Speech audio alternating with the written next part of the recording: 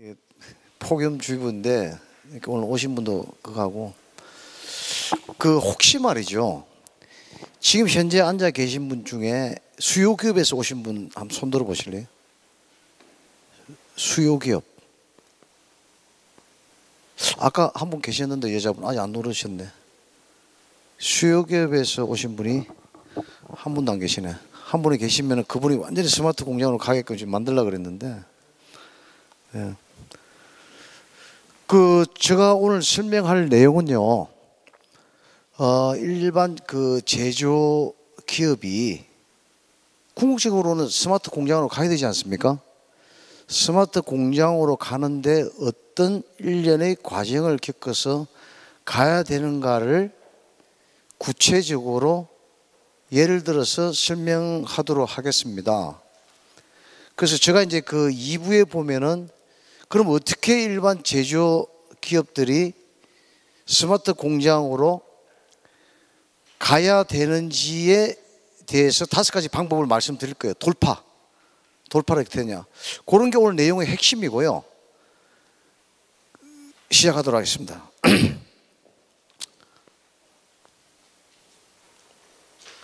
자, 보시다시피 이제 스마트 공장을 구축을 준비하고 있는 모든 제조기업에 속하는데 디지털라이제이션은 어떤 식으로 가야 되겠느냐.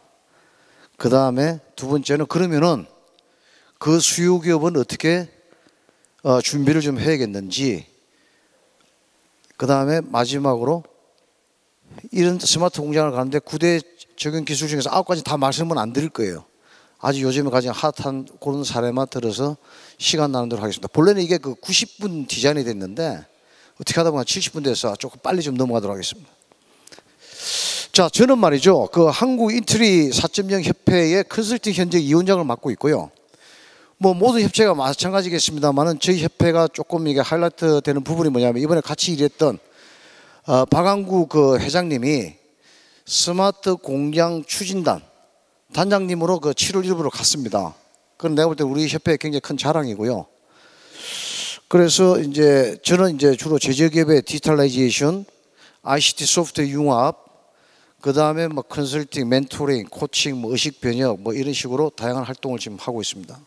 뭐 다른 것보다도 뭐 강의보다는 어떤 실제 프로젝트를 해봤던 사례가 좀 있기 때문에 좀 와닿게 좀 이야기하지 않겠느냐 그런 생각이 좀 들고요. 자, 올 3월 달에 말이죠. 태국에서 제조업체 사장단을 대표단으로 해가지고 저희 협회를 통해서 한국의 스마트 공장의 추진 절차에 대해서 좀 배우고 싶다. 그래서 문의가 왔습니다. 근데 그분이 오기 전에요. 몇 가지 질문을 던졌어요. 근데 그 질문이 시사하는 바가 굉장히 컸기 때문에 같이 한번 좀 보도록 할게요. 이것은 모든 제조기업들이 스마트 공장으로 가기 위한 누구나 한 번씩 점검해 보여야 될 체크포인트가 아니겠느냐 그 생각이 드는데요. 첫째, 왜 스마트 공장을 하려고 하느냐? 하려고 하는 목적이 뭐냐? 문제가 정확하게 디파인이 되어 있느냐? 그래서 정확하게 해라. 두 번째는 뭐냐면은 프로젝트 이전과 이후가 뭐가 달라졌느냐?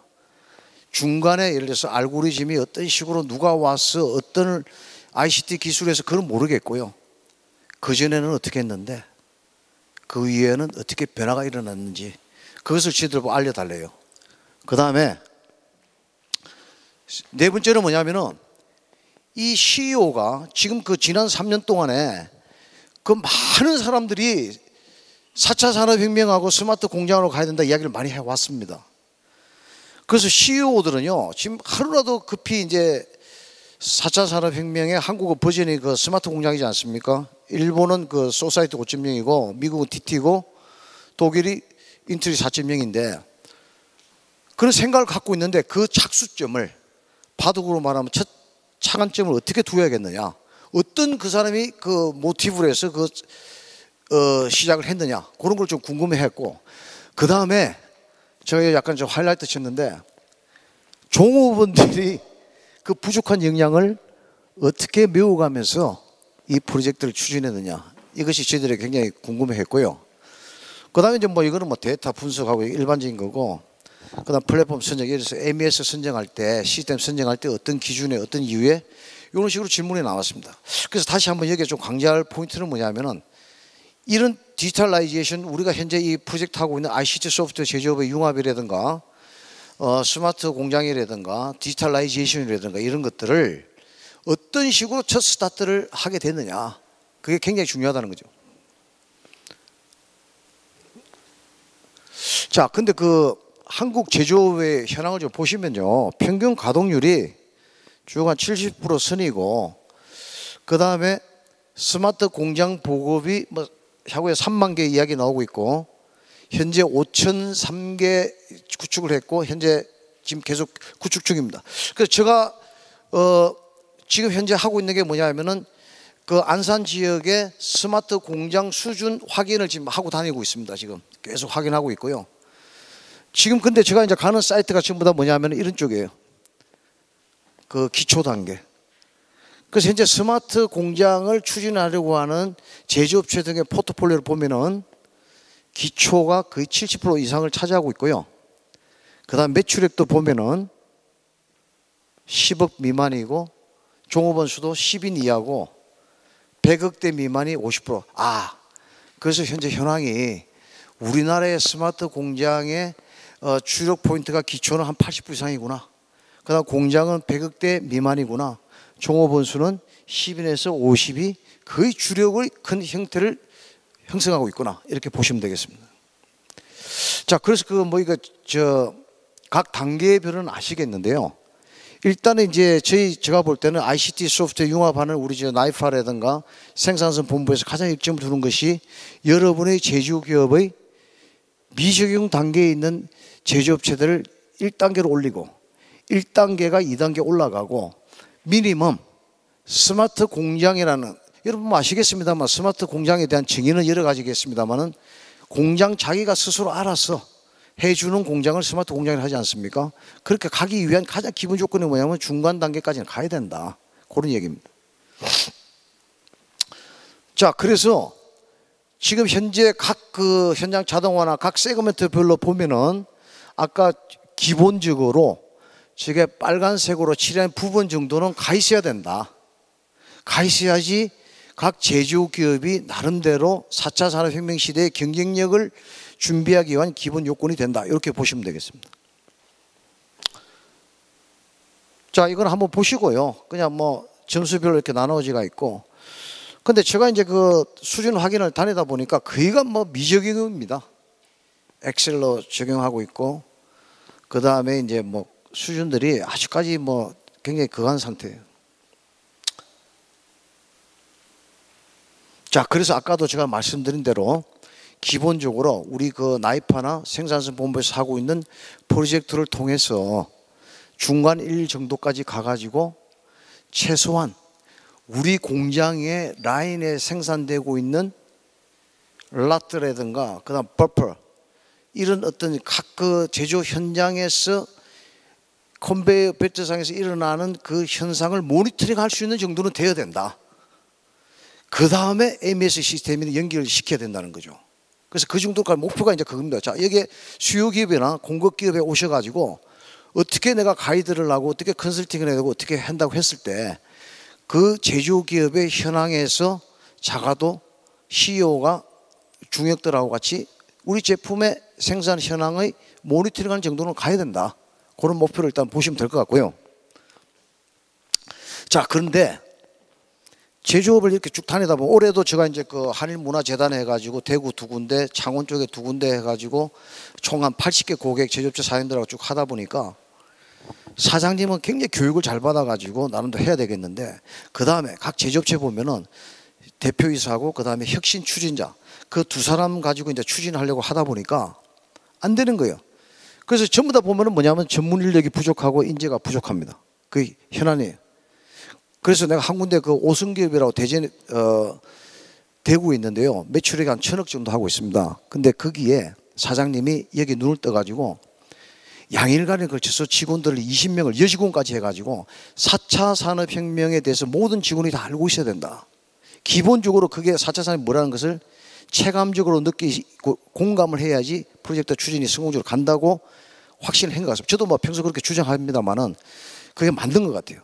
지금 현재는 누구냐면은 CEO하고 혁신 추진자 두 사람 갖고 이렇게 한다는 거 있는데, 그래서 대부분 어렵습니다. 뒤에 이제 사례도 나오겠습니다만은. 자, 그래서 지금 이거는 그 지난주에 제가 그 LG 그룹 포스코야 국내 10개 대학 그 저 스마트 추진단 팀장들한테 한 내용인데요.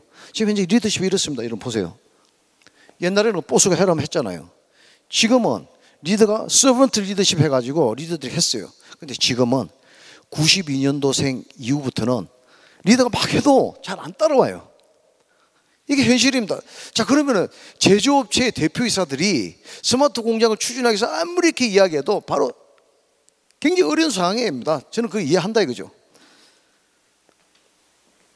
자, 그 다음에 대표적으로 갑자기 일하다가 야, 너가 우리 회사에 먹고 살 그 사람이야. 4차 산업혁명의 주역이 되기를 원한다고 쭉 하고 잘해줬더니 갑자기 뭐라고요? 이러면 통보도 안 하고 나가버린다. 이게 우리의 현실입니다, 여러분. 자, 그 다음에 스마트폰으로 통해서 없어진 것들이 굉장히 많습니다. 다 아시죠? 굉장히 많은 회사들이 없어졌습니다. 그러면은 저게 나무 일이 아니고 내가 만드는 제품, 내가 컨설팅하고 있는 회사의 제품과 서비스가 저런 식으로 해서 없어질 수가 있습니다. 왜냐고 하면요,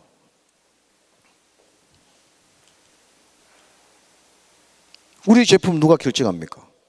아무리 내가 좋다고 이야기를 해도, 내가 여기서 아무리 강의를 잘한데도 여러분이 나가실 때 아니야 하면 그건 아닌 거예요. 그렇지 않습니까? 제품 시장도 마찬가지로 스마트폰을 쓰고 있는 젊은이들이 좋아요라고 안 눌러주고 자꾸 작으면 그냥 서서히 가는 거예요. 그런데 그런 사람들이 25명 이상이 됩니다, 지금 현재. 자, 그 다음에 GAFI, 구글, 아마존, 페이스북, 인스타그램 이런 데서 큰 파워 그룹이 형성돼 가지고 우리가 뭘 살지, 어떤 제품을 선호할지 미리 다 알아버리고 있다는 거죠. 예를 들어서 여러분 뭐 도심지에 딱 가면 갑자기 자기가 좋아하는 향수가 쫙 페이스북에 올라오지 않습니까? 그 선정 같은 게. 그런 식으로 다 이미 다 알고 있다는 거죠. 자, 이 차트를 제가 왜 보이냐면, 제가 지금 이야기하는 게 뭐냐면, 야, 우리 공장 뭐 그렇게 대단하지가 않아. 그냥 지금까지 틈새 시장 찾아가지고 먹고 살아왔어. 뭐 4차 산업혁명 별거 아니야. 잠깐 있다 갈 거야. 그러니까 그냥 성실하게 열심히 잘 하면 돼 라는 식으로 생각하시면 안 된다는 거죠. 왜? 심지어 라면 가게도 육고양이 찾아왔을 때, 고객이 찾아왔을 때, 로버트가 오늘의 라면의 레시피는 50가지 종류가 있습니다. 어떤 거 드시오? 당신이 이런 걸 좋아하기 때문에 이거 드십시오 라고 이야기를 한다 이거죠. 왜 그렇습니까? 지금 심지어 여러분의 자녀들이 조그만 제품을 갖다 오더하더라도 단돈 몇 푼 안 되는 걸 가도 쿠팡을 통해서 오더하는 물건들 전부 다 혼자서 스마트폰으로 조용히 하고 있지 않습니까? 그죠? 그게 왜 그러냐고 봤더니 나를 왕으로 대해달라. 나를 최고로 그냥 왕으로 잘해주는 사람을 나는 그 사람을 잘한다고 이야기할까? 이게 현재 우리가 주어진 현실입니다. 그러면은 우리 이런 제품을 이런 사람들이 빅바이어가 되는데, 이런 사람들한테 우리가 기존의 방식대로 제품을 판매하고 서비스하고 해서는 생존의 가능성이 아까 스마트폰이 없어진 것 같이 없어질 수가 있다는 얘기죠. 자, 근데요, 이게 아까 제가 여러분 뭐 디자인 띵킹 하시다 보면요, 아주 이게 돌아버리는 게, 고객이 예를 들어서 설문조사를 합니다. 당신은 어떤 것을 원하십니까? 어떤 제품을 원하세요? 어떤 서비스를 원하세요? 막 이야기하잖아요. 그거 그냥 허상이에요. 근데 막 고민해가지고 심리적으로, 사회심리학적으로 조사해가지고 딱 들고 갔습니다. 그랬더니 맞아. 이게 바로 내가 말하려고 했던 거. 이게 내가 원하던 거. 이렇게 이야기해버린다는 거예요. 그죠? 그런 경쟁 세대가 왔습니다. 그래서 일본에는요, 여기 뭐라고 해놨습니까? 새로운 개인의 과제를 해결해 주겠다. 새로운 사회를 형성하는 인간 중심의 과제를 해결하겠다. 다시 말해서 당신을 왕으로, 여왕으로 만들어 줄 수 있도록 우리는 해주겠다. 이렇게 가고 있는 거, 맞춰가는 거예요. 그죠? 그래서 뭐라고 나왔습니까? 일본에는 소비자의 막연한 요구를 제품으로 실현해 주겠다. 커밋했습니다. 그리고 이제 또 사회적인 요인으로 인적 요인에 대한 교통사고도 이제는 앞으로는 없어질 거다. 이렇게 이야기를 하고 있어요. 자, 그래서요, 2019년도에 큰 화두가 뭐냐면은 이제는 우리 중역끼리, 우리 기업인끼리 모여서 어떤 고객의 상황에, 시장 상황에서 이야기해서 결정하는 시대가 이제 지난 것 같다. 트렌드와 데이터와 모든 패턴을 분석해서 의사결정을 하겠다라고 지금 대기업에서 이야기를 하고 있습니다. 자, 그래서 업무를 가급적이면 자동화시키고 로봇을 통해서, 그 다음에 단순 업무 반복을 줄이고 고부가가치, 고객을 감동시키는 이런 일을 하겠다는 거죠. 자, 그래서 제조업계의 트랜스포메이션의 방향은 데이터를 현재 모으고 있는 상황입니다. 왜? 아까 그런 의사결정을 하기 위해서. 자, 그러면 여러분이 컨설팅하는 기업이라든가 수요 기업에서는 지금 데이터를 모으고 계십니까? 한번 좀 봐야 될 것 같아요. 자, 그래서 제가 앞에서 좀 이렇게 늘 듣던 얘기들 다시 한 번 더 좀 새삼스럽게 좀 깨달아보자 해서 이렇게 제가 설명을 드렸는데, 핵심은 이겁니다. 스마트 공장의 핵심은요, 아까 제가 시장 상황에 대해서 말씀을 드렸지 않습니까? 나를 왕으로, 나를 여왕으로 대접해달라, 그런 물건을 좀 만들어달라, 그런 서비스를 좀 만들어달라, 그게 시장의 현황이라는 거죠. 그래서 여러분께서는 회사에서는 이런 상황을 갖다 감지하는 시스템이 만들어져야 되는 거고, 이 감지된 시스템을 가지고 내부적으로 우리가 할 수 있는 거 없는 거, 그 다음에 나름대로 우선순위를 잡아서 판단을 했어. 그 판단에 근거를 해서 실행에 옮기는 이 세 가지 패턴의 꼭지점이 항상 이렇게 순환적으로 돌아가야 된다는 체제를 갖춰야 된다는 얘기입니다. 예를 들어서 그냥 형식적으로 뭐 스마트 공장 하면 뭔가 될 거, 이게 아니고요. 내부적으로 스마트 공장을 하는 게 중요한 게 아니고, 내부적으로 외부의 환경 변화에 대해서 감지를 잘 할 수 있어야 되고, 감지한 것을 우리 내부적으로 냉철하게 판단을 잘 해야 되고, 그 판단한 것을 엑스큐션해서 고객의 시장에 내놓는 그 체제가 돼야 된다.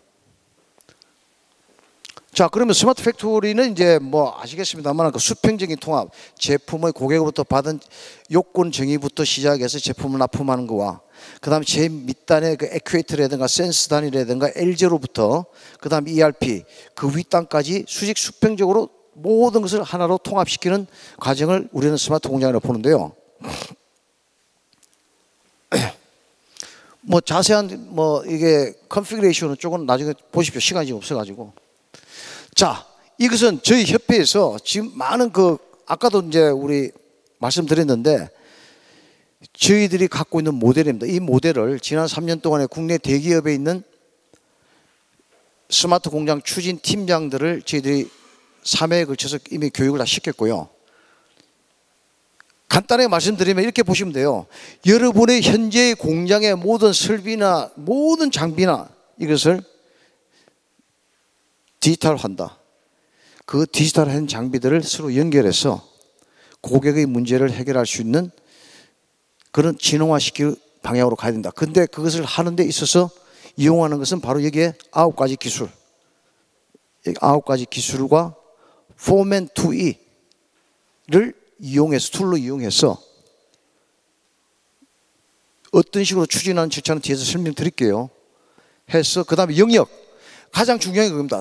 아까도 제가 말씀드렸죠. 태국에서 오신 분들이 한국은 스마트 공장을 CEO가 어떤 발단에 대해서 트리거가 돼서 시작을 했는지, 그 다음에 어떤 영역을 건드려야 되는지, 그게 질문이 왔다고 하지 않습니까? 그 영역이 바로 이게 5가지입니다. 그렇게 해서 스마트 공장을 추진해 나간다. 자, 제조 혁신 전략은 스마트라고 있는데 다 설명은 안 드리고요. 일단은 제일 중요한 게 뭐냐면은 전략 수립부터 해야 된다. 군대에서도 행군할 때 소대장이 그 행군도를 다 작성해서 사전에 다 도상 연구하고 가지 않습니까? 그렇게 돼야 된다는 거죠. 근데요, 실제 창원에 가서 이렇게 강의하고 났더니 한 상무님이 오셔가지고, 저희 공장이 3년 전에 MS 시스템을 1억 2천 주고 구입했습니다. 지금 사용하지 않습니다. 근데 제가 이제 그런 사람들 여러 사람 만나갖고 이야기하다 보니까 그 당시에 자기가 4차 산업혁명 강의 듣고 스마트 공장 강의 듣고 나름대로 주위 사람들 이야기 들어보니까 사장 입장에서는 살아야 된다, 서바이브 해야 된다, 이게 굉장히 강하고요. 이 제조업의 대표들은 우리들은 좀 틀립니다. 그 사람들 아주 특수한 사람들이고 아주 대단한 사람들이고 훌륭한 사람들인데 살아야 된다. 어떻게 살 것인가, 그 문제를 가지고 이야기할 사람이 없습니다. 그 문제를 가지고 유일하게 이야기할 수 있는 사람이 누구냐면 바로 공급기업밖에 없어요. 공급기업은 자기가 그 프로포저 제안하는 그 제품의 스펙과 그 제한 범위 밖에 이상을 못 넘어갑니다.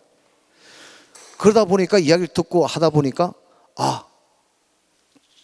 MES라든가 이분들이 이야기하는 제품을 내가 구매를 해서 설치하면은 나는 자연스럽게 4차 산업혁명으로 스마트 공장으로 가게 되는 거구나, 이렇게 다 시작했던 겁니다. 근데 결과는 아니지 않습니까? 그죠? 그래서 제가 오늘 계속 이야기하는 게 뭐냐면은 스마트 공장을 시작할 때 왜 시작하는지, 어디부터 시작할 건지, 그 다음에 시작할 때는 어떤 워킹 플랜을 가지고 할 건지를 반드시 그림을 그려가지고 출발해야 된다. 그거 하지 않으면 시작하지 않는 게 좋다는 것을 제가 계속 이야기하고 다닙니다. 자, 그러면은 이제 두 번째 넘어가겠습니다. 지금 시간이 어떻게 됐죠? 지금 20분 지났어요? 20분 딱 지났어요? 예, 제대로 안 해. 자, 그러면은 제가요 좀 이게 이제 했으니까 옷들이 좀 벗고 할게요. 어떻습니까? 오늘 굉장히 덥네요.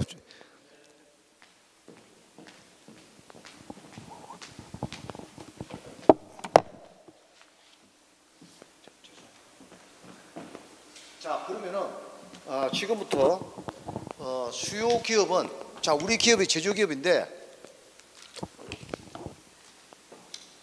다 알겠는데 그럼 어떻게 하면 돼? 그것을 지금 이야기해 볼게요. 자, 제가 아까 뭐라 그랬습니까? 가장 중요한 게 뭐냐면은 스마트 공장을 추진할 때 대상 영역을 어떻게 잡을 건가? 그것을 말씀드렸죠. 근데 그게 뭐냐면은 DESFI라는 요 영역이 있거든요. 근데 여기서 이제 쭉 같이 저랑 한번 살펴보시자고요. 1번 디지털 비즈니스 모델을 영역으로 잡을 수가 있습니다.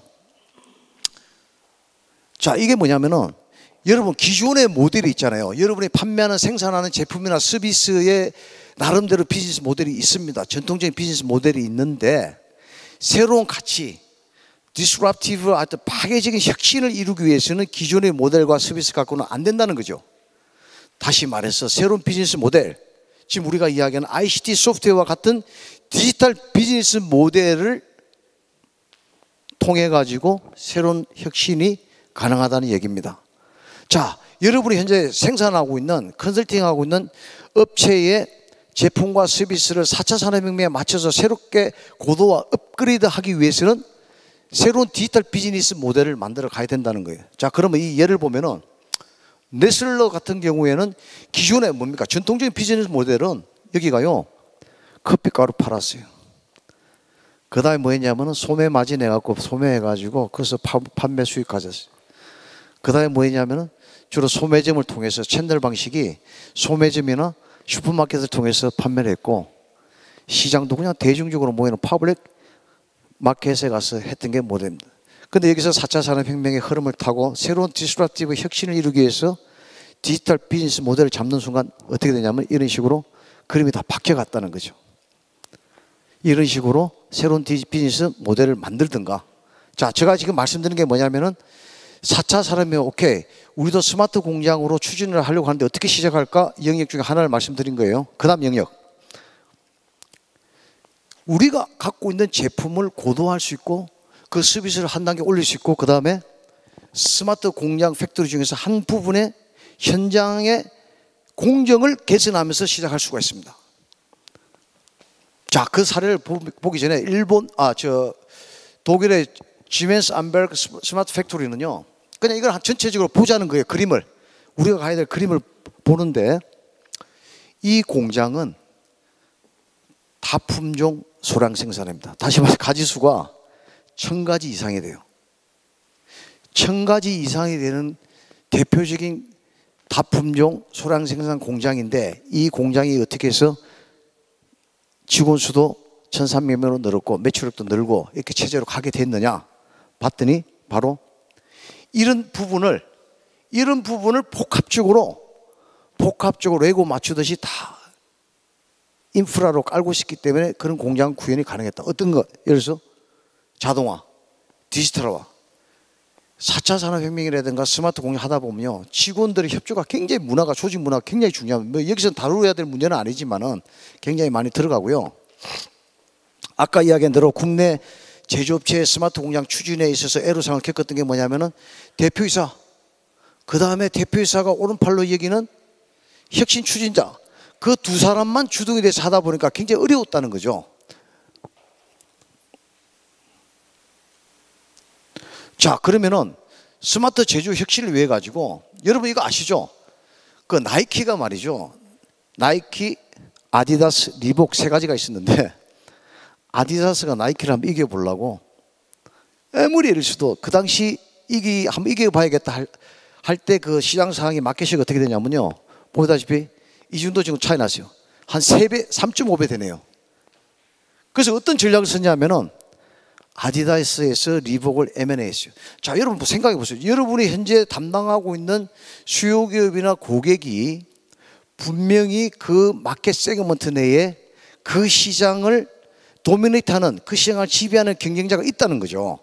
그런 상황에 주어졌을 때 이 상황을 연상해 보시면 되는데, 보시다시피 3.5배 되는 상황에서 시작됐습니다. 이럴 경우 여러분 어떻게 하시겠어요?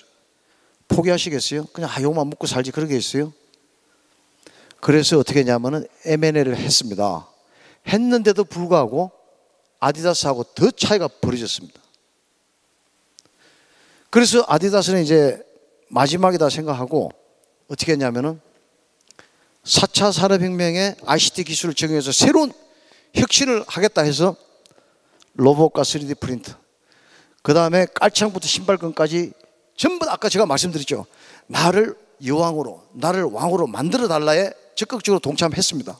그래서 전에는 만드는 것 같다, 뭐 몇 주 걸린 것 같다, 몇 시간 만에 만드는 식으로 노력을 하고 로봇 써가지고 이렇게 쭉 하고 있죠. 지금 현재 진행 중입니다. 이 스토리가 어떻게 끝나는지는 같이 한번 보시죠. 예. 자, 그 다음에 아까도 말씀드렸지만은 스마트 공장으로 가는 가장 중요한 그 인프라 중에 하나가 뭐냐, 조직 문화도 들어간다. 자, 여러분 이거는 막 그냥 그 스마트 4차 산업혁명은, 근데 아마 이러신 분도 계실 거예요. 4차 산업혁명 이제 이야기 그만해라, 지겹다. 근데 이렇게 이야기하다 보면 4차 산업혁명과 고리를 풀어나가야 되기 때문에 또 들어가야 됩니다. 이게 안 할 수가 없어요. 그래서 조금만 한 몇 장만 할 테니까 이해해 주시고, 저는 4차 산업혁명을 패스트라고 생각해요. 왜 패스트냐? 제가 이 차트를요, 지금까지 한 2016년도에 이야기를 했으니까 한 3, 4년째 계속 쓰고 있거든요. 이 차트는 참 볼 때마다, 옛날에는 뭐 큰 고기가 작은 고기를 먹었지만 지금은 패스트가 슬로우가 빨리 움직이고 살려고 하는 자가 먹어버린다. 아까 보시죠, 그 나이키하고 아디다스. 나이키가 벌써 시장을 선점해갖고 빨리 패스트로 해가지고 움직이니까 따라 붙이려고도 굉장히 어렵지 않습니까? 자, 요 그림도요, 잘 보시면은 2018년도 8월 24일자에 경북 군위에서 바리스타 일자리 창출해 가지고 사람들한테, 애들한테, 야, 너 앞으로 할 거 없지. 지금 앞으로는 모든 건물이고 1층에 바리스타 해가지고 커피숍이 다 들었으니까 이게 앞으로 전망 밝은 일이야 라고 이야기해갖고 막 지방에 막 하고 있다는 겁니다. 근데 그 시간대에 저쪽으로 그냥 태평양을 건너서 미국 쪽을 보니까 이미 로봇기 2만 불짜리 커피 머신이 나와가지고 하고 있습니다. 저 이거 있잖아요. 이거 나올 때부터, 그 전부터 해가지고 저거 2018년도 8월부터 해서 계속 강의할 때마다 다니면서 하는 얘기인데, 이게 한국에는 언제 나올까 하고 했는데 한국에 벌써 나왔어요. 그 다음에 여기 이제 저랑 뭐 나이가 지긋하게 계신 분도 계십니다만은, 옛날에 그 여의도에 은행에 가면은 창구에 가면 여직원들 쫙 있었습니다. 아, 어디로 갈까 쭉 하다가 여기 갈까 이렇게 정도 했는데, 그 당시에 그 청호 컴퓨터에서 자동 ATM기를 갖다 만들어 내놓기 시작했어요. 저도 그 당시에 IBM이었기 때문에 뭐 저렇게까지 할 필요 있냐라고 했는데 지금 결과는 어떻습니까? 전부 다 ATM 다 하고 있잖아요. 근데 하나의 누가 태클 기술 리더십을 잡으면요, 안 따라가면 그냥 도산하는 거예요. 그냥 가게 돼 있다는 거죠. 자, 이거 기계 나왔습니다. 여러분 이거 어떻게 보는지 다시 한번 보세요. 어떻게 흘러가는가. 그래서 좀 조사를 해봤더니 벌써 우리나라 푸드테크에 커피 뽑고 로봇 해갖고 계산을 블록체인을 하더라고요. 벌써 발동이 시작됐습니다. 시작이 굉장히 무서운 거예요. 그러면 이제 여기 흐름을 타지 않으면은 안 쳐다보는 겁니다. 저 이제 뒤에서 이제 식품업체 쪽이기 때문에 블록체인도 제가 보면은 까르푸가 블록체인 기술을 채용했어요. 안 하면요, 이제 제품 못 팝니다. 자, 그래서 올 초에 모든 기업들이 막 빨라야 산다 해가지고 막 난리예요, 지금. 그래서 일하는 것도 뭐냐면은 애자이라 그래가지고 서로가 수평적으로 같이 호흡하면서 콜오버하면서 그렇게 하자라고 그렇게 하는 상황이 됐다는 거죠. 그러니까 이게 제가 왜 이 차트를 생뚱맞게 끄집어냈냐고 하면은 제조업체의 CEO께서 사실 상황이 우리끼리 얘기하지만은 좀 열악하지 않습니까? 그 다음에 직원들을 저렇게 왕같이 대해가지고 수평적으로 해가지고 어떤 것을 새로운 목표를 달성하는 게 사실 굉장히 어려운 거예요. 제가 볼 때는 만만치 않다는 거죠. 그러나 시대는 저렇게 요구를 하고 있는데 참 그런 게 나름대로 제조업체의 CEO들이 극복해야 될 가장 큰 난제가 아닌가, 이런 부분을 제가 생각하게 되고요. 자, 그러면 오케이, 지금부터 어떻게 그러면 돌파를 해야 되느냐, 문제가 주어졌는데 제가 오늘 아침에 나오면서 생각을 했는데 바람개비가 바람이 불지 않는 곳에 바람개비를 돌리려면 어떻게 됩니까? 내가 걸어 나가야죠. 아니면 뛰든가. 지금 그런 상황이기 때문에 그런 방법론을 가지고 같이 고민하도록 하겠습니다. 저게 SS는 뭐냐면은 스타트 스몰 심플이에요. 자, 여러분 이거는 이제 실제 우리의 현황인데 몇 년 전에 보면 스마트 공장 한다고 다 도입했습니다. MS 시스템을 도입했어요. 도입을 하고 났더니 정부 지원 받아서 도입을 했습니다. 그 다음에 한 군데도 도입을 했더니 그것을 다룰 수 있는 엔지니어가 필요합니다. 여러분 제조기업체 아시겠습니다만은 300억 이상 되는데도 전산실이 없어요. 제가 그건 잘 알아요. 제조업체 막 그 기계팔로 많이 다녔기 때문에 제조업체 총무부에서 그냥 서버 갖다 놓고 그냥 누가 동네 그냥 그 컴퓨터 하는 데서 와가지고 잠시 봐주고 그렇게 한다 이거지. 그 다음에 여기 들어가면 뭐 SQL이지만 그런 데이터 DBA 전문가 또 있어야죠. 그리고 이쪽에는 기본 봉급이요, 스타팅이 4천만 원, 5천만 원이에요. 아주 만만치. 그러니까 항상 이쪽에서는 얘기가 뭐냐면 여러분 스마트 공장 하세요, 4차 산업혁명 하세요, 안 하면 죽습니다 이야기를 한다고요. 전부 다 그렇게 이야기가 다 끝나버려요. 그러나 이쪽에서 저런 이야기를 들었고 이 회사를 살려야 간다는 제조업체 사장 입장에서 보면은 저런 서버를 도입하고 저런 기술을 도입했을 때 운영할 사람이 없고 그 사장도 저한테 그러더라고요. 이쪽에 있는 애들은 좀 하다가 어렵게 데려왔는데 한 2석 달 되면 또 나가버리더라. 그게 현실이에요. 굉장히 어렵다는 거지. 그럼 어떻게 하겠느냐. 바람개비가 안 돈다고 그대로 서가 있을 거냐. 돌려야죠. 그런 현실을 우리가 정확히 알고 해야 된다. 그게 제가 계속 주장하는 그 얘기예요. 자, 그래서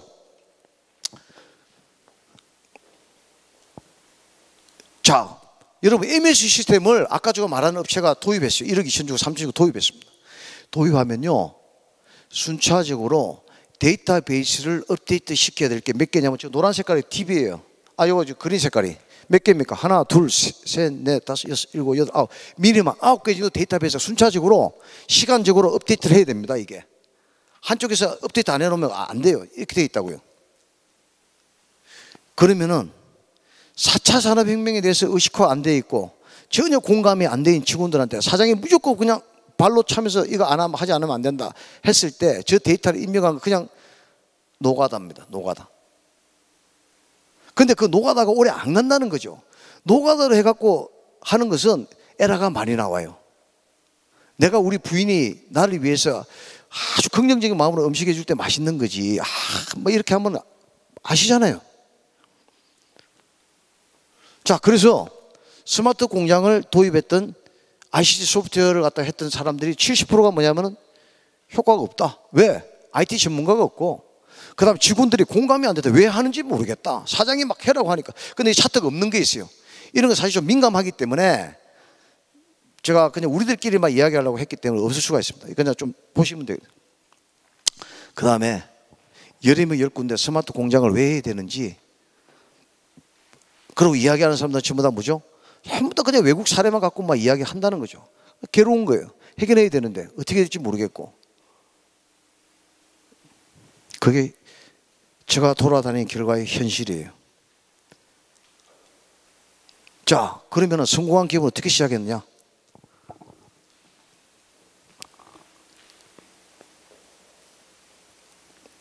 저는 이렇게 생각합니다. ICT 기술을 적용하지 않는 업체가 있으면 기본적인 그 엑셀 자료로 자료 집계는 한다는 거죠. 너가 100% 엑셀 쓰던 거를 점점 줄여나가자. 야, 김대리, 이번에 좀 저것을 수를 좀 줄여나가자. 두 번째, 스마트 공장 이렇게 나름대로 ICT 소프트 융합하는 사람들한테는 추가적으로 일이 로드가 걸리기 때문에 그 사람한테 좀 어떤 대우나 그 다음에 일의 어떤 밸런싱을 좀 해줘야 된다. 그냥 무조건 추가적으로 들어간다는 거죠. 그 다음에 대부분들이 뭐냐면은 적극적인 검토 없이 공급 기업들 이야기만 듣고 MS만 설치만 하면은 다 당연히 되는 거로 하는데, MS 시스템도요, 현장 제일 밑에서 일어나는 L0 레벨에서 데이터가 올라와 가지고 가동이 되는 겁니다. 정확한 데이터가요. 그래서 이제 통상적으로 저희들이 이야기하는 건 뭐냐면은 한 부서를 잡았어. 회사에서 가장 중요하다고 여기는 부서를 잡았어. 매출에 가장 많이 나오는 부서를 잡았어. 그 중에서도 또 시즈널, 여름에 한참 돌다가 겨울에 노는 업체, 그런 업체를 갖다 파일럿으로 잡아서 스타트 시작한다는 거죠. 그러니까 제가 항상 이야기하는 게 뭐냐면, 의식 제가 한다 그랬는데, 뭐든지 파동을 먼저 그 공장에서 4차 산업혁명의 파동을 돌리는 게 중요하다는 거죠. 파동이 일어나는 거. 가정에서도 마찬가지로, 야, 우리 이제 힘내서 으쌰으쌰 한번 해보자. 예, 할 때 시작하는 게 그게 중요하다는 거죠. 그런 바람을 만들어 갖고 시작해야 된다. 그렇게 하고 있어. 이렇게 한 거예요. 자, 그러면은 어떻게 시작할까요? 제가 아까 뭐라 그랬습니까? 스마트 공장을 가는 거 1차적인 목표를, 자, 해외에 있는 로봇도 돌아가고 막 디지털 튜닝해가지고 CPS 해가지고 이런 거 말고, 일단은 내가 생산하는 공장에 있는 버퍼라든가 라트라든가 이런 어떤 모든 공정상에 있는 흐름을 제대로 모니터링 할 수 있는 시스템을 1차적으로 목표로 하자 라고 이야기했습니다. 단계를 무조건 MS 도입해야 되고 이렇게 하는 게 아니고, 그 단계는 기본적으로 안정적으로 만들어내야 된다. 그럼 어떤 거냐? 아까 이야기한 대로 영역이 공정 모니터 시스템을 만들자, 또는 작업자 실적 관리 시스템을 구축하자, 공정을 최적화하자, 기준 정보 시스템을 구축하자, 이런 식으로 스타트 스몰 심플부터 시작해 들어간다는 거죠.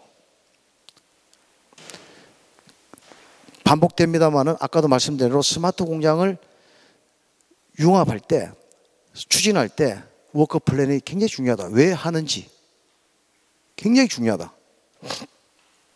요거는 이제 참고로요, 대기업에서는 이런 식으로까지는 아니더라도 나름대로 이런 류의 계획서를 세워서 추진하는 것이 낫다. 근데 대부분 부분요 이런 거 없습니다.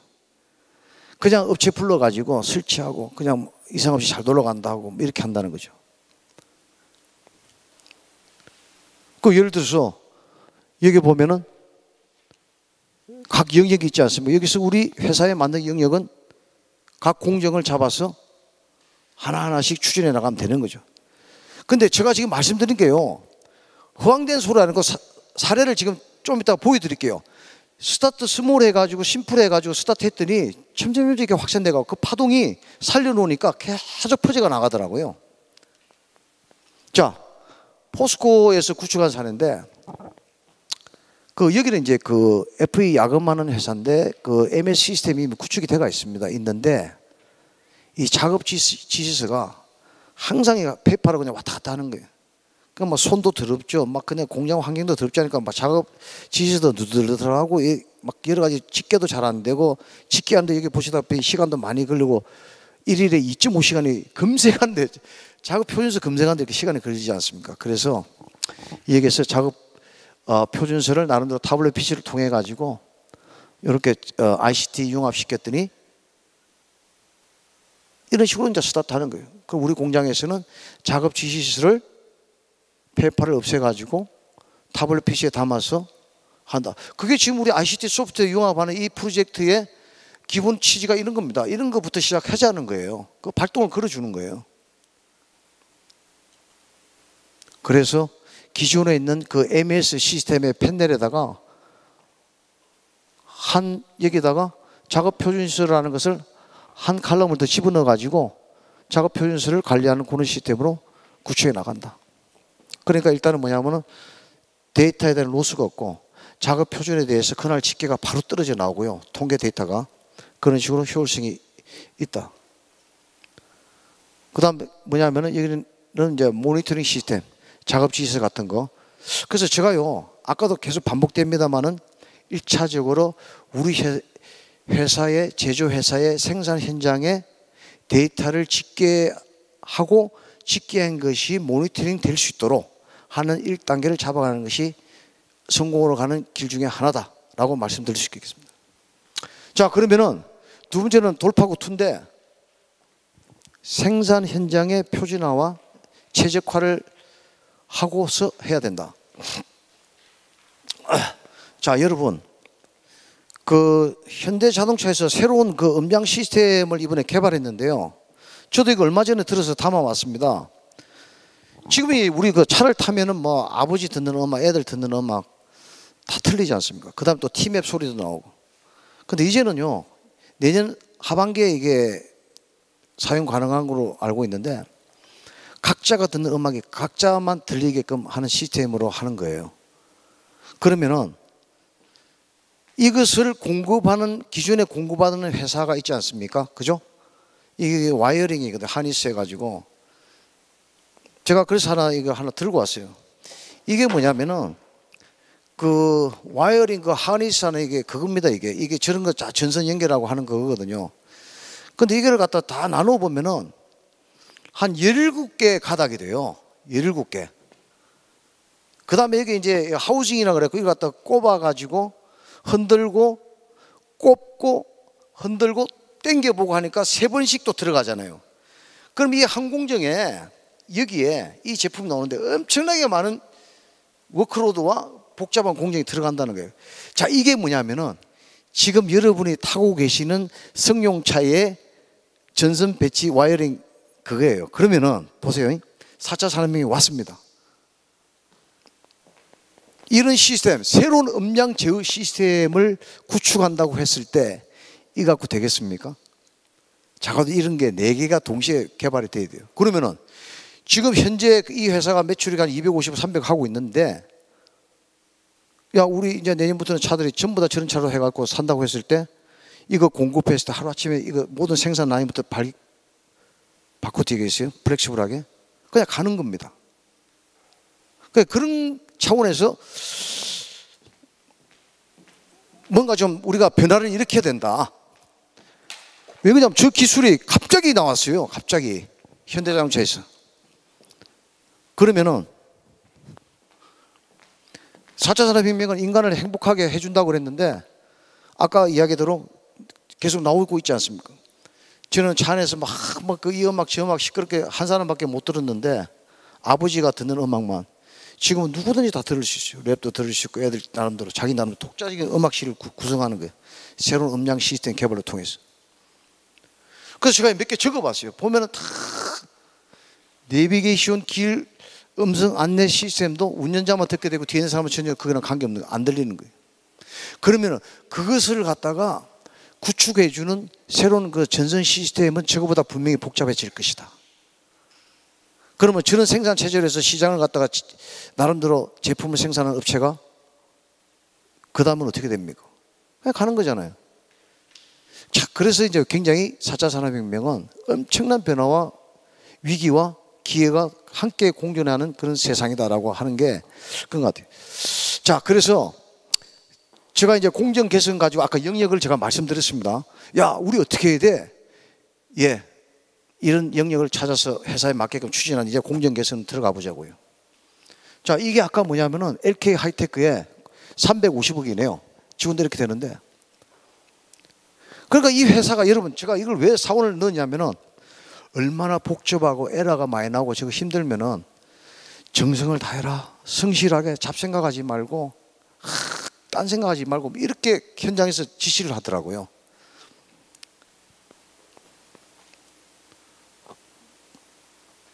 이거는 그겁니다. 아까 제가 말씀드린 대로 새로운 독립 음장 제어 시스템에 기존의 와이어링 가지고 되겠느냐. 저 지금 아주 비상 걸렸어요 지금. 자, 이거는 제가 가서 오늘 설명회에서 직접 공장 가가지고 다 체크해가지고 인터뷰도 하고 했습니다. 여기 하우징에다가 이런 전선 이런 거 갖다가 다 처음 이렇게 시작하는 거예요. 그러면 제가 지금 여기서 이야기하는 토픽이 뭡니까? 생산 표준화부터 해야 된다고 이야기했는데 이 하나가 트랜잭션이 다 데이터를 갖다 잡고 먹는다고 했을 때 이것이 또 결합이 되잖아요. 그걸 하나가 될 건가? 그 다음에 하우징에 들어간 것이 하나가 데이터가 어떻게 할 건가? 데이터 값, 데이터 정의 굉장히 복잡하다는 그런 것을 정의 안 하고 ML 시대에 갖다 놓고 거기에 맞춰서 이렇게 하다 보면 여기서 완전히 폭발이 일어나고 그러니까 나중에 어떻게 하죠? 아예 못 쓰겠다고 그냥 뒤로 다 나잡아지니까 직원들이 안 하는데 사장이 어떻게 할 겁니까? 할 수 없어요. 직원도 그냥 이런 식으로 공정이 저 하우징에 해서 이렇게 하고 그 다음에 뭐라고요? 세 번을 갖다 한다 그랬잖아요. 밀어넣기, 흔들기, 당기기 하나하나마다 굉장히 이게 그 레이브 코스트가 많이 들어가는 거예요. 자, 그래서 먼저 현재 하고 있는 생산 현장의 표준화와 최적화를 해서 문제점을 찾아서 백지를 도입해야 된다. 잠깐만, 지금 이제 20분 남은 거예요? 큰일 났네 이거. 너무 많은데 빨리 하겠습니다.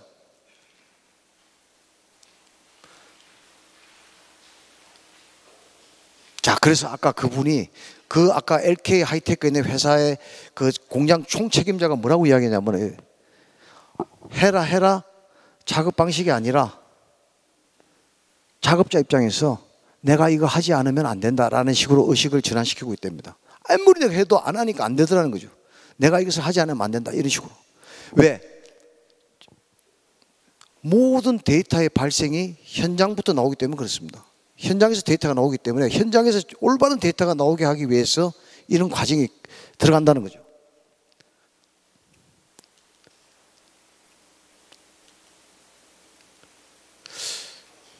자, 그래서 아까 같은 이제 그런 공정이 17개 공정이고 그 다음에 작업을 하다가 모든 생산 라인의 작업을 흐름으로 가야 되지 않습니까? 그죠?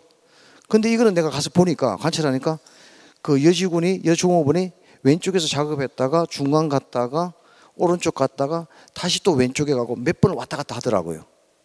근데 그 공장장이나 그 생산 현장 책임자가 그것을 분석하고 싶은데 그것을 분석할 시간이 없습니다. 철저히 연구 쫙 좀 들어가야 되는데 그냥 가는 거예요. 근데 거기에서 문제가 생기면 그때 이제 그걸 갖다 해결하려고. 그래서 제가 보니까 다는 아니지만은 공장에서 바쁘고 문제 해결한다는 것은 이런 근본적인 문제 치유가 없이 발생했을 때 해결하려고 하다 보니까 근본적인 치유는 안 되고 현상만 그냥 해결한다는 거죠. 그래서 이제 저기 우리 그 임태수 실장님도 있지만 R&D 쪽에 그 컨설팅 아주 잘하시는 그 회사인데 저런 팀들이 들어가서 그것을 근본 원인부터 분석해 줘야 돼. 왜? 그 공장에는 그 문제를 해결할 만한 사람도 없고 시간도 없고 현재 데일리 오퍼레이션 한다고 전부 다 그게 몰두하기 때문에 저런 문제 기본적으로 해결할 여건이 안 된다는 겁니다. 그래서 그런 거를 좀 해결해야겠다. 그렇게 해서 문제가 완전히 해결됐을 때 거기에서 나오는 데이터가 제대로 된 거다. 그 다음에 또 하나가 뭐냐면요, 이 직원들이 이 데이터가 막 숨겨놔요.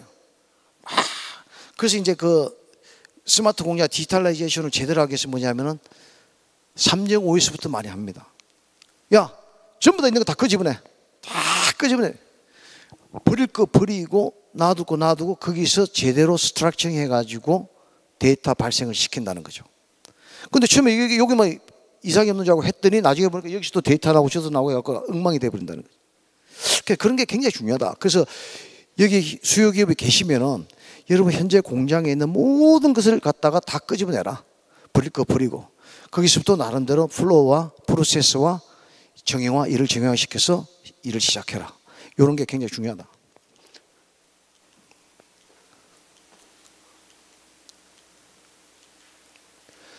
자, 그 다음 세 번째는 뭐냐면은 제가 넘어가겠습니다. 사례 중심으로 할게요. 이거 막 이거 외국 거도 하면 좋은데 넘어갈게요. 자, 그 다음에 이것은 제가 이제 2년 전에 3년 전에 했던 그 프로젝트인데요. 초음파 식기 세척기입니다. 여기 인천에 공장 갔더니요. 전산실은 아예 없고 그 다음에 사장이 막 이거 짜고 있더라고요. 그래서 왜 그러냐 했더니 세탁기가 하다가 고장이 난대요.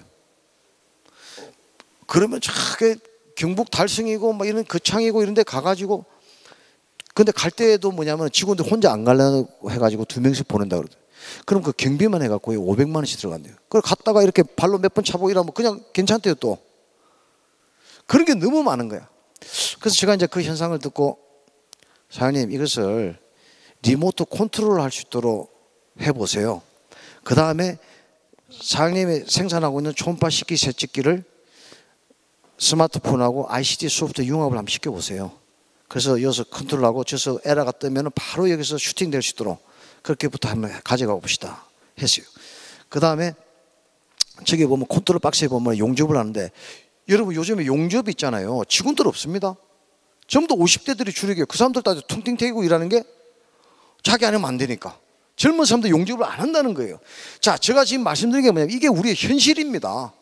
그 현실을 반영하고 현실을 아주 그 나름대로 고민한 상황에서 4차 산업혁명 이야기하고 그 다음에 스마트 팩토리 이야기하고 막 이렇게 해야지 전부 다 와서 그냥 막 그런 이야기만 막 하고 가고 막 냈다 지르고 간다는 거지. 그러면 안 된다는 거지. 실제 가면은 용접하는 사람도 없어요. 그래서 그런 현상을 놓고 나름대로 여기에서 새로운 시스템을 구축을 했죠. 옛날에 구닥다리 이런 초음파 식기 세척기에서 ICT 소프트웨어 참 이상하더라고요. 이 ICT를 갖다가 융합을 시키면 데이터가 흘러가니까 이게 모양도 예뻐져 가는 것 같아요. 참 신기하더라고요. 이게 기존의 트레디셔널 모습이에요. 근데 ICT 융합을 시켰더니 이렇게 예쁘게 탄생했어요. 그럼 이렇게 예쁜 거는 그냥 놔둡니까? 그러니까 삼성 가전사업부에서 야 매년 우리 회사에 1년에 10억씩 납품해. 그냥 앉아서 10억씩 또 납품시키고 있어요. 그러니까 회사 매출액이 40억 하던 회사가 80억으로 가고 지금 완전히 그냥 경기도의 최우수 기업으로 하고 있는 거죠. 자, 그래서 기존의 컨트롤 박스에 50대 아저씨가 하던 용접하다가 에러도 많이 나고 지저분하지 않습니까? 이것을 IoT 업체랑 연결시켜 가지고 새롭게 경박 단소화 해가지고 아주 이렇게 예쁘게 초음파 발진기도 기능을 향상시키고 모든 전체를 갖다가 ICT 소프트웨어 융합 이 프로젝트의 사업을 통해서 저렇게 변화가 됐다는 거죠. 그렇게 하다 보니까 발진기가 이게 스마트폰을 했을 때 이렇게 경박 단소화되어 있어요.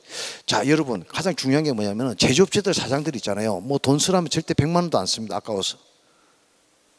그런데요 이것을 눈으로 보니 1억이란 돈을 썼어요 여기다가. 근데 처음에 이제 1억이란 돈이 그 초기 투자가 비싸기 때문에 물건의 카운팅이 될 때마다 같이 나눠 먹자 해가 그렇게 지금 가고 있는데, 자, 그래서 제가 여기서 좀 반성을 많이 했습니다. 우리들은 이야기하는 사람들이잖아요. 강의하는 사람들도 다 교수들도 이야기하는 사람들이잖아요. 그런데 왜 그렇게 이야기를 하는데 왜 그 사람들이 돈을 안 쓸까? 감동적인 얘기를 안 던진다. 나는 그렇게 봅니다. 감동 얘기를 던지고 감동을 하니까 돈을 쓰더라는 거죠. 아, 제대로 해야겠다. 자, 그래서 이렇게 예쁘게 됐고요. 스마트폰 연결하고 이렇게 됐다. 자, 그러면은 가장 중요한 거 오늘 여기에서 이제부터 여러분이 어떤 현상이 일어납니까? 융합했죠? 모양이 달라졌죠? 성능도 올라갔죠? 지금부터 전에는 데이터가 처리만 하고 끝났는데 지금부터는 데이터가 모아지기 시작해요. 데이터가 모아진다는 거죠. 그죠? 여기다 서버 하나 붙이면 여기다 오는 데이터들이 전부 다 데이터가 전국에 있는 판매된 초음파 식기 세척기 데이터가 모아지기 시작했어요. 그러면 여기서 이제 그 다음 때 어디에 가야죠? 그냥 보자마자 그냥 빅데이터 해야 된다, 막 AI 해야 된다 이러잖아요. 그거 이 사람들한테 안 들립니다. 자, 스타트를 스몰하게 시작했어요. 했더니 데이터 모아지기 시작했어. 이제 빅데이터로 가야 돼. 데이터 분석이 가야 돼. 근데 이 회사에 경영관리실장인데 컴퓨터나 데이터는 아무것도 몰라요. 근데 지금 진도 나가고 있습니다. 어떻게 했다고요? 데이터 바우처 지원 사업을 연결시켜 가지고 정부에서 돈을 받아서 모든 데이터를 거기서 다 받아 가공해 가지고 마켓 트렌드, 마켓 분석, 시장 분석하고 데이터를 주고 갔습니다. 그럼 여기는 뭐죠? ICT 소프트웨어 융합 통해 가지고 그다음 빅데이터에서 데이터 분석 지금 들어갔죠. 그다음에 지금 뭐 하냐면은 스마트 공장에 생산 라인 로보틱 들어가려고 제가 이제 작업 들어가기 시작하는 거예요. 그렇게 하나씩 풀어 갖고 들어가면은 그게 성공으로 간다는 거죠. 그게. 그래서 이건 아주 그 나름대로 재미나게 잘 진행되고 있는 사례 중에 하나입니다. 자, 그다음에 마지막으로 이야기한 게 뭐냐면은 지금 그 뿌리 기업 사업이라든가 토종 기업 제조업체들 보시면요, 대표이사 CEO가 나이가 많이 먹었습니다. 60대 이상 돼요. 근데 이분들이 4차 산업혁명 이런 강의를 듣다 보니까 야, 그냥 가만히 있으면 안 되겠네? 우리도 변신을 해야겠네? 해가지고 이제 김이사 일로 와봐, 팀장 일로 와봐 이야기하니까 걔들 안 한다는 거죠. 아이 뭐 됐습니다 이렇게. 그럼 안 하면 할 수가 없잖아요. 그런데 요즘에 취업도 그러다 보니까 그 사장의 대표사의 아들들 2세들이 지금 많이 뿌리기업에 많이 들어왔어요. 그 시흥이나 이런 데 보면은 소상공인 그 제조업체들 뿌리기업 사람들 보면 전통기업들 보면은 많이 들어와 있어요. 근데 얘들은 스마트폰 세대이기 때문에 ICT 융합을 굉장히 갈급하고 원합니다. 아마 우리 이 세션도 그런 친구들한테 오픈이 된다 그러면 굉장히 많이 올 거예요. 근데 그 친구들은 갈 수 있는 길이 뭐냐면 그냥 아버지 하는 대로 그대로 하기는 싫고 현재 그렇게 하는 거는 협조를 하려는 게 잘 안 되고 굉장히 고민이 많습니다. 제가 실제 만나보고 해보고 그래서 해보니까 그래서 생각했던 게 뭐냐면은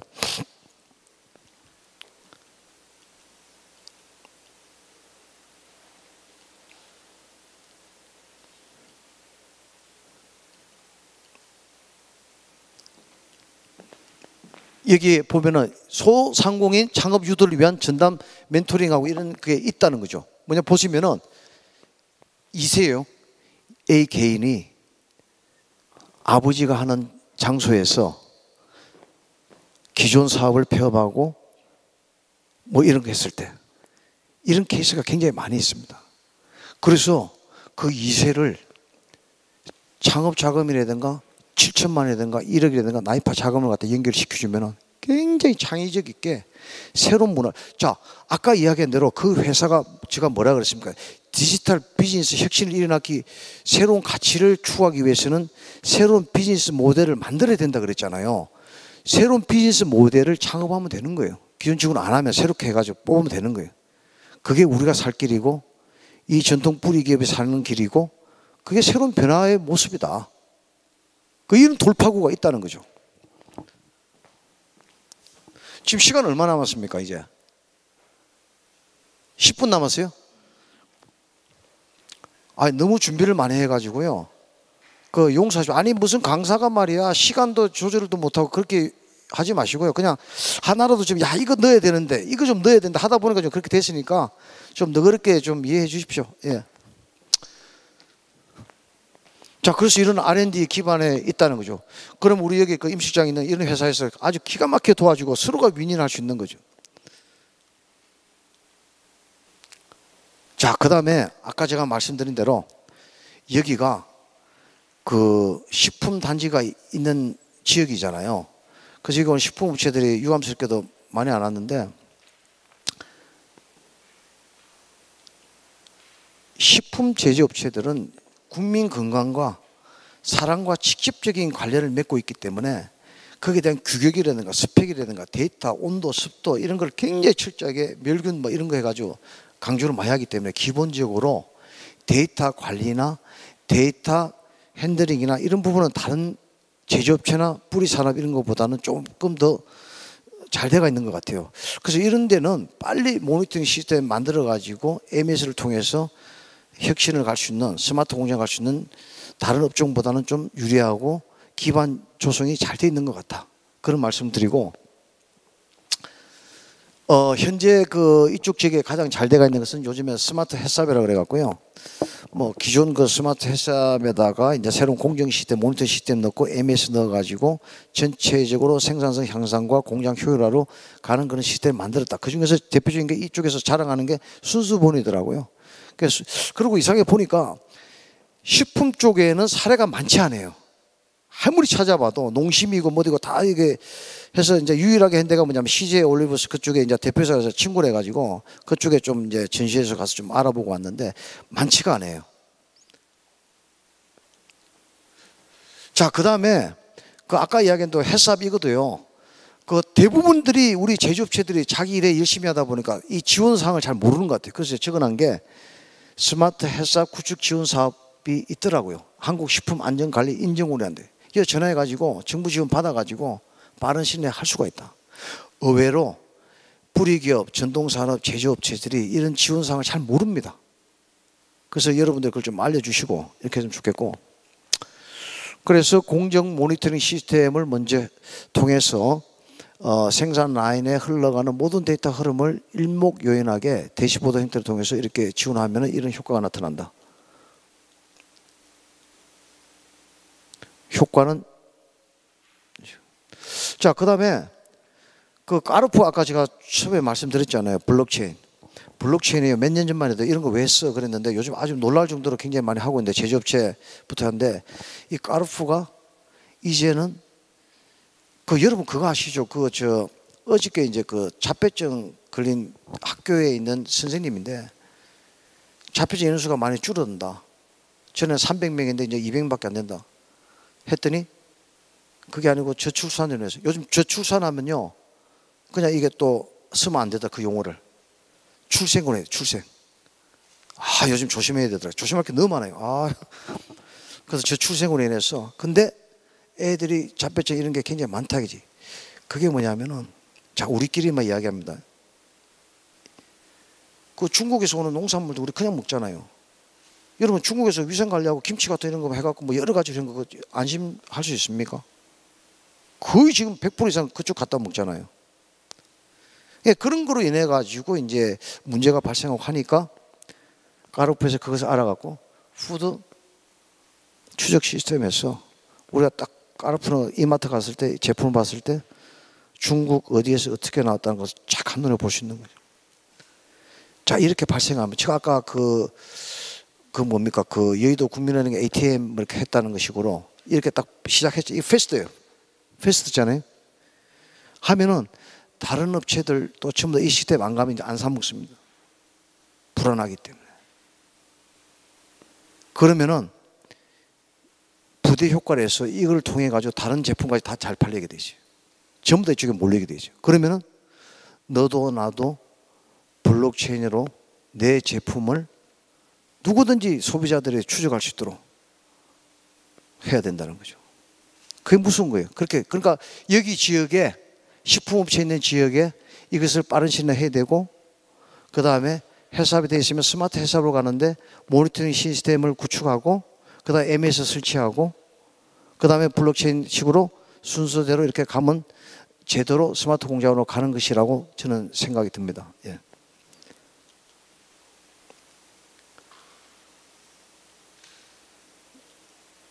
그 다음에 이제 그 구대 적용 기술이 있는데 지금 시간이 없죠, 그죠? 예, 그래서 마지막으로 여기서 가장 중요한 거 하나 찾아가지고 이야기하고 끝내도록 하겠습니다.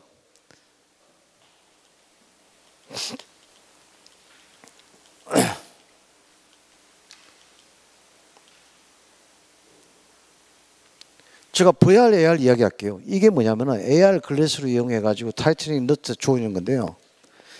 자, 이게 여러분 그 어떤 밸브를 쪼는 거라고 생각했을 때 팔뚝이 힘이 센 사람이고 약한 사람인데 잠갔는데 그게 제대로 잠갔는지를 어떻게 확인하실 거예요? 근데 굉장히 고압 압력의 전기압이 가갖고 이게 풀어져 가지고 사고가 나면 어떻게 되겠습니까? 그래서 AR 기기를 통해서 딱 좋았는데 야, 이것은 53의 정도까지 레벨로 쪼아 들어가야 돼. 근데 내가 막 자꾸만 했는데 더 이상 안 돌아가는데 45까지밖에 안 했다. 그러면 완전히 안 좋아진 거잖아요.